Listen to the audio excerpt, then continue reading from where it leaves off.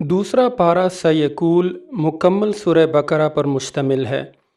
اللہ نے امت محمدیہ کے شرف کا ذکر کیا ہے کہ اسے اللہ نے تمام امتوں پر گواہ بنایا ہے۔ اللہ نے رسول صلی اللہ علیہ وسلم کی دلی خواہش کا پاس رکھا اور اٹھتی نگاہوں کو قبولیت بخشی اور مسجد حرام کو مسلمانوں کے لیے قبلہ مقرر کر دیا۔ اللہ نے اپنی ان عنایات کے بعد کلیہ عبادت کا راز بتایا کہ چاہے جان و مال، خوف اور بھوک کا نقصان ہی ہو جائے، تم صبر سے کام لینا اور اللہ کی طرف ہی رجوع رکھنا، جس سے تمام آزمائشوں کو سہا جا سکے گا۔ پھر اللہ نے حج و عمرہ کا ذکر کیا اور صفا و مروہ کو اپنے شعائر قرار دیا۔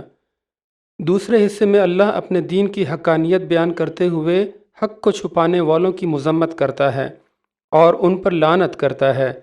ساتھ میں اپنے بندوں کو نصیحت کرتا ہے کہ حق پہ چلتے ہوئے صبر سے کام لیں۔ راہ حق پر چلتے ہوئے اگر خطا سرزد ہو جائے تو توبہ کرے اور اصلاح اعمال کا انتظام کرے۔ اللہ نے پھر مشرکین کی مذمت کی اور ان کے جھوٹے خداؤں سے جھوٹی محبت کا حال بیان کیا۔ کہا کہ یہی جھوٹے خدا آخرت میں اپنے پیروکاروں سے بری ذمہ ہو جائیں گے اور ایک دوسرے پر لعن طعن اور الزام تراشی کریں گے۔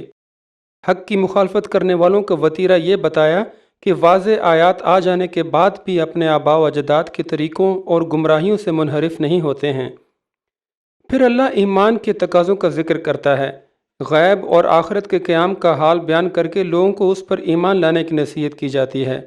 ملائکہ اور اللہ کے رسولوں پہ ایمان لانے کو فلاح کا نسخہ بیان کیا جاتا ہے۔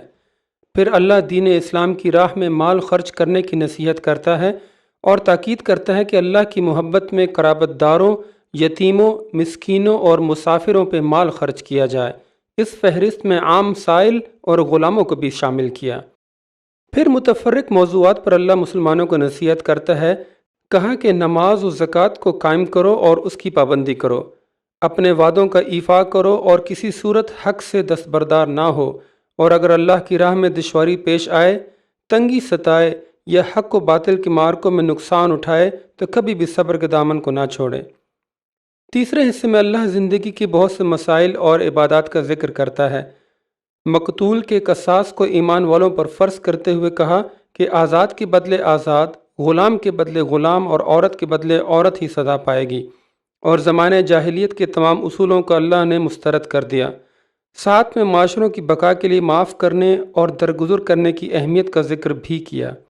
پھر اللہ نے وصیت کے اصول بتائے کہ ہر شخص کو اپنے جانے کے بعد اپنے قرابت داروں کے لیے مال کی منصفانہ تقسیم کی وصیت کر دینی چاہیے اور ناانصافی سے بچنا چاہیے۔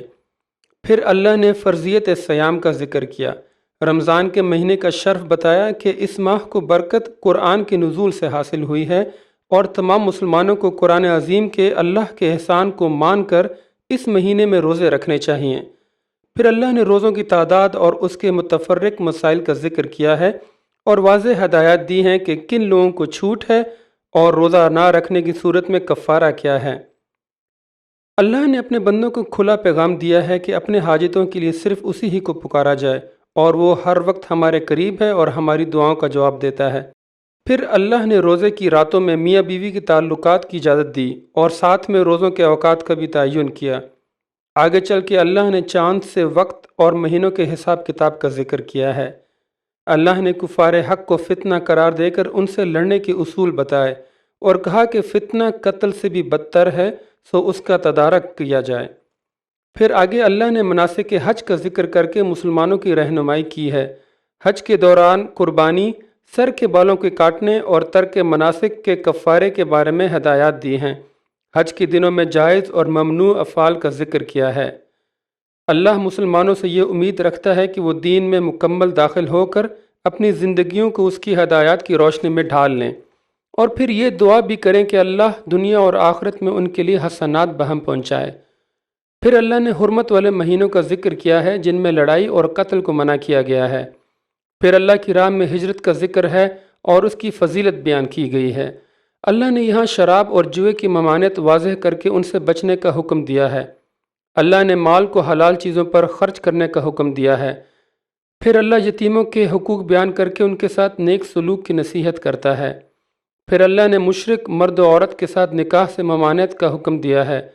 پھر آگے اللہ عورتوں کے مخصوص ایام کا ذکر کر کے ان سے قربت اور دوری کے اصول بتاتا ہے اور ازدواجی تعلقات کے بارے میں بنیادی ہدایات دیتا ہے۔ پھر اللہ اور اس کے نام پر کی گئی قسموں کی پاسداری کا حکم دیتا ہے اور بنیادی اصول وضح کرتا ہے۔ آگے چل کے طلاق کے بارے میں ہدایات ہیں اور مرد و عورت کے حقوق واضح کیے ہیں۔ پھر رضاعت یعنی بچوں کو دودھ پلانے کے اصول بتائے ہیں۔ آخر میں طالوت کی فوج کا ذکر ہے جس نے کم تعداد کے باوجود جالوت کی فوج کو اللہ کے حکم سے شکست دی، اور یہ کہ کس طرح اللہ نے ایمانداروں کو بے ایمانوں سے علیحدہ کیا اور اپنا وعدہ سچا کر دکھا کر فتح دلائی۔ داؤد علیہ السلام کے قتل جالوت کا ذکر کیا اور تابوت سکینہ کا ذکر کر کے رسول اللہ صلی اللہ علیہ وسلم کی نبوت اور صداقت کی شہادت دی۔